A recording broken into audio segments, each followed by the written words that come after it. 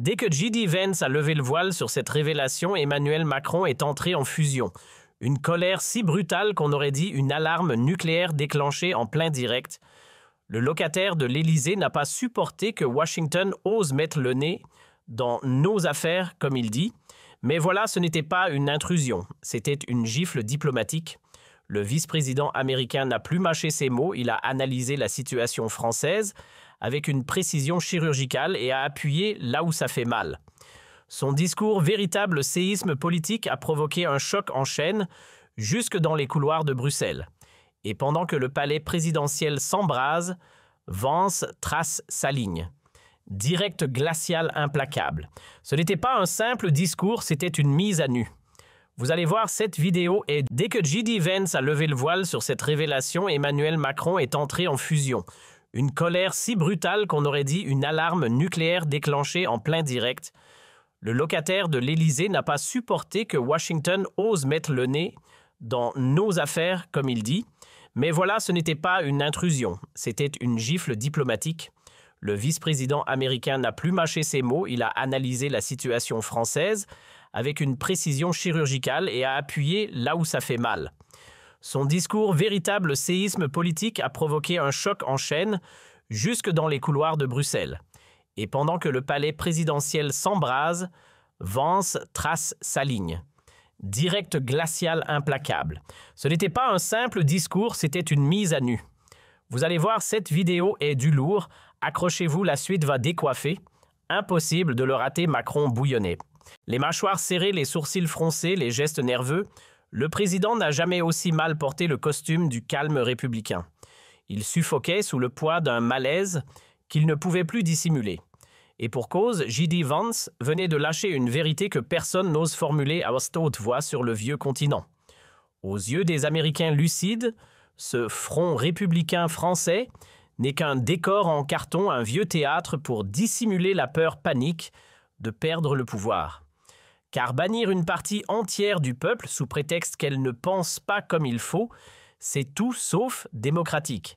Et Vance l'a dit sans filtre, au nom de ceux qui, en France comme ailleurs, en ont assez du mensonge institutionnalisé.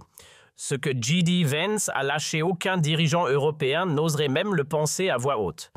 Mais lui, il l'a dit, cash, sans filtre. Et quand ces mots ont traversé l'Atlantique pour atterrir en plein cœur de l'Élysée-Macron, a réagi comme un écolier pris la main dans le sac. Quand un journaliste lui a demandé si ce genre de discours avait déjà été abordé en coulisses, il a serré les mâchoires. On a parlé d'autres sujets, sécurité, Ukraine, commerce, mais pas de politique intérieure. Puis, avec ce ton glacé qui trahit la panique contenue, il balance « Il avait prévenu, il voulait faire sa démonstration devant tout le monde. » Autrement dit, Macron savait que la claque allait venir. Et il n'a rien pu faire. Soyons clairs, Vance n'a donné aucune leçon. Il a juste mis le doigt là où ça fait mal. Ce qu'il a dit, c'est la vérité nue, celle que tout le monde voit, mais que personne n'ose nommer. L'Europe s'est embourbée dans ses sermons moralisateurs, au point d'en oublier son propre peuple. Quand les citoyens réclament protection, enracinement et ordre, que leur répond-on? Qu'ils sont ringards, intolérants ou pires encore. Vance a dénoncé cette hypocrisie frontalement.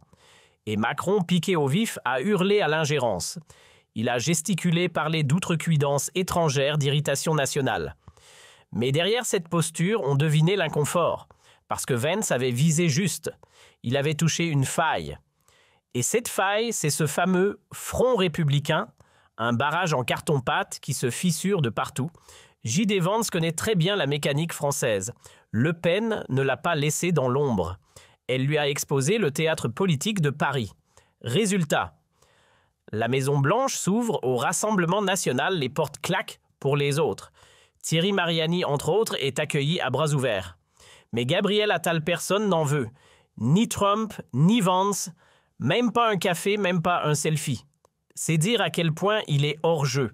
Et voilà Gabriel Attal planté devant la Maison-Blanche comme un figurant qui a raté son casting. Il fait des déclarations pour personne joue son numéro devant des caméras qui n'enregistrent que le vide. Ce n'est pas une parodie, c'est la réalité. Le gars s'affiche fièrement devant les grilles alors qu'il n'a même pas franchi le moindre seuil ni salué un seul responsable américain. Sérieusement, il faut oser. À ce niveau-là, ce n'est plus de la communication politique, c'est du stand-up pathétique. À un moment donné, il faudrait qu'il admette l'évidence, l'équipe Trump ne veut pas de lui point. Et pendant qu'Attal se ridiculise en public, J.D. Vance lui dit tout haut ce que tout le monde pense tout bas. La France aujourd'hui s'enfonce dans un marécage idéologique qu'elle a elle-même creusé. Ce gouvernement préfère coller des étiquettes que de dialoguer, préfère ériger des murs imaginaires plutôt que de tendre l'oreille à des millions de citoyens attachés aux valeurs traditionnelles. Vance l'a compris depuis belle lurette. Pendant que Paris moralise les caisses, se vide 5000 eaux par seconde, faites le calcul. 10 secondes d'inaction, c'est déjà 50 000 eaux qui s'évaporent, et tout ça à cause de ces mêmes personnes qui prétendent encore détenir la solution. 7 ans de règne et la facture ne cesse d'enfler.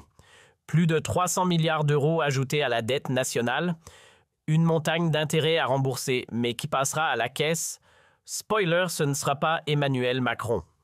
Trop occupé à faire pleuvoir les milliards sur Kiev pendant que chez nous, c'est l'asphyxie fiscale. Impôts en rafale TVA qui grimpe, revenus saignés à blanc. Rien qu'en prélèvement, c'est plus de 127 milliards d'euros pompés. Votre salaire, ils fond comme du beurre au soleil. Et ce n'est pas tout. L'inflation affole les tickets de caisse, plus 122% sur le panier moyen en 3 ans.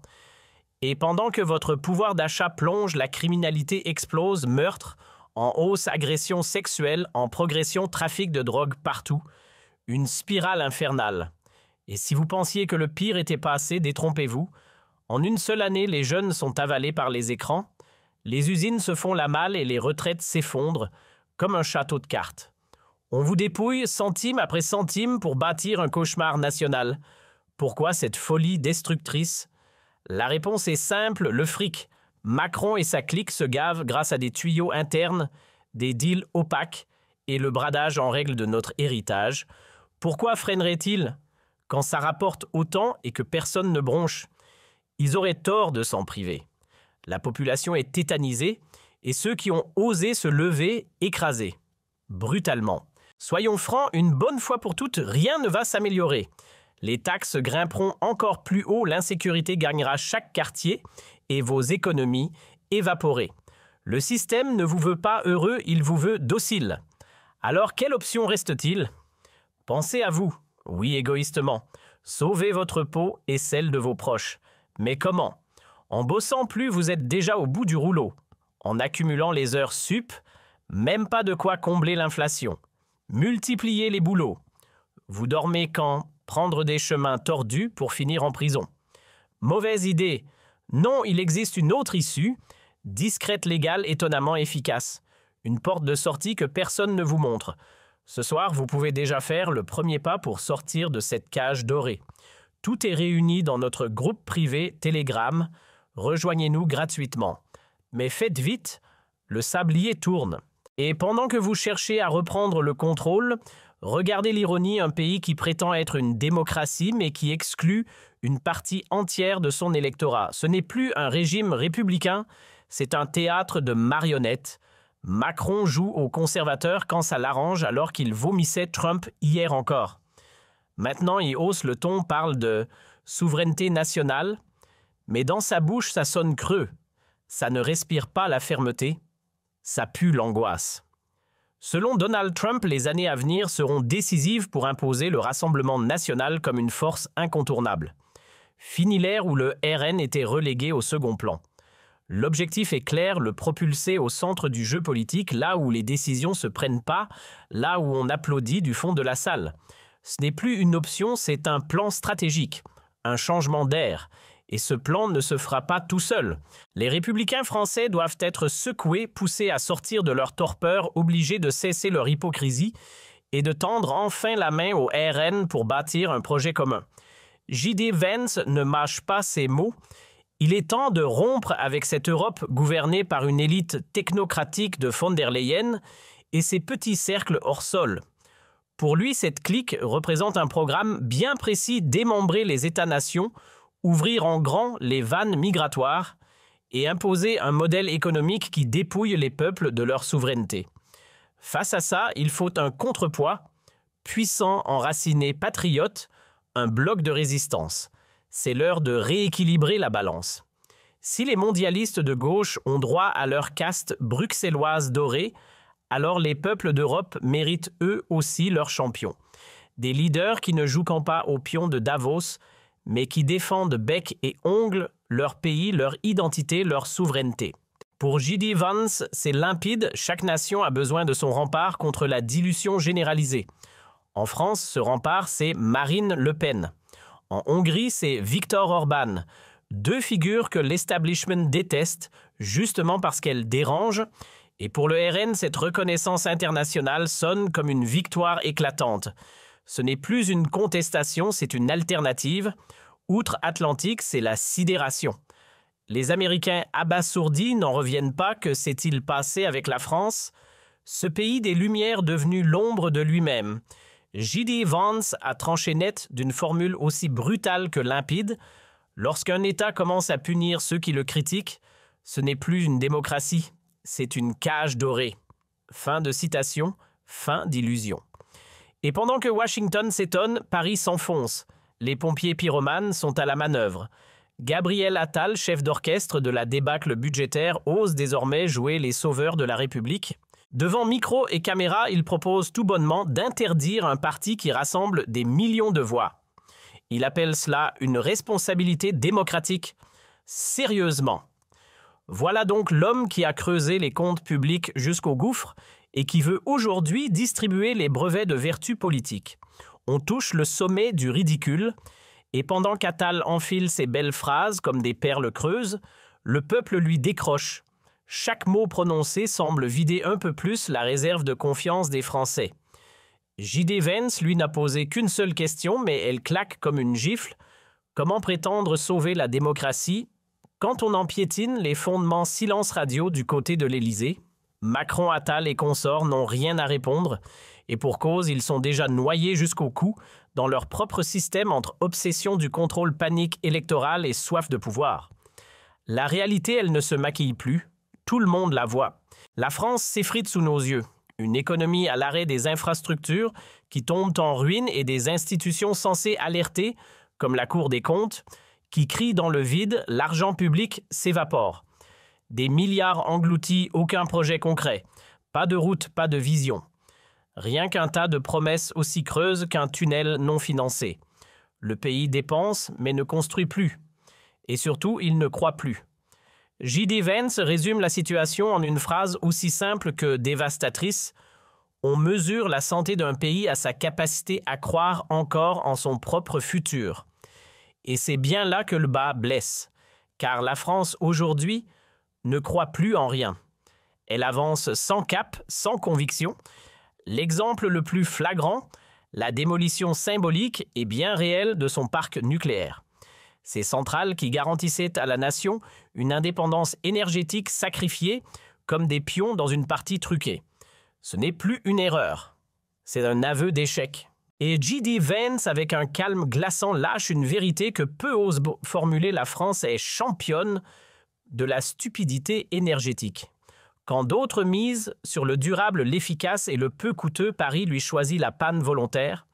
Le dernier réacteur encore en état de marche, celui qui éclairait des millions de foyers à bas prix depuis des décennies, a été mis à mort.